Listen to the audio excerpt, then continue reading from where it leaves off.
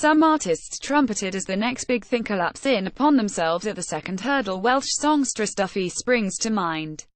Some, like Sheffield's Arctic Monkeys, buck the trend and become acclaimed superstars on the world stage. But then there are those who fall somewhere in between these two extremes. Southern dancey rockers The Horrors never did reach the heralded heights predicted of them with upon their arrival in 2005, but 5 albums later, there's the tangible sense that their prowess as purveyors of chameleonic songcraft is about to pay dividends. Touring behind the latest and greatest LP yet, their stop at Leeds Beckett University comes hot on the heels of a summer jaunt supporting fellow Essex titans Depeche Mode across Europe. It is astute to draw parallels between frontman Faris Badwin and Dave Gahan. Both hold an affinity for angular goth rock, both are possessed of a dynamic stage presence, and both are fond of black. Indeed, New Cut's hologram and Press Enter to Exit read as immaculately tooled homages to the visceral sounds of the Violator era, filtered through the Prism Tubeway army.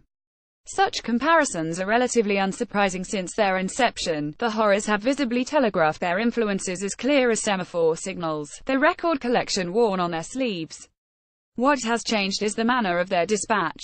Always in thrall to their current reinvention, versus dark retro new wave allows the band to unfurl their kraut shoegaze wall of sound with period-appropriate euphoric embellishments. In and Out of Sight transcends hacienda neo-psych for something funkier, echoing Talking Heads in its bass-driven undercarriage. Endless blues woozy prog blowout into garage-inflicted post-punk is slicked back into propulsive coolness. Badwin's croon channeling Richard Butler via Syd Barrett.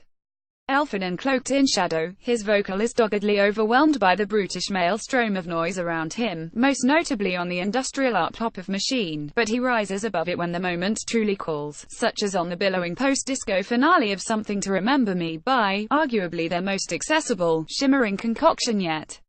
Indeed, the Horrors have shed their musical skins so often, it's near impossible to pinpoint what has been the incarnation truest to themselves, but under lasers, dry ice and darkness, they appear to be finally reaching for the peaks once promised, even if they're not quite there yet.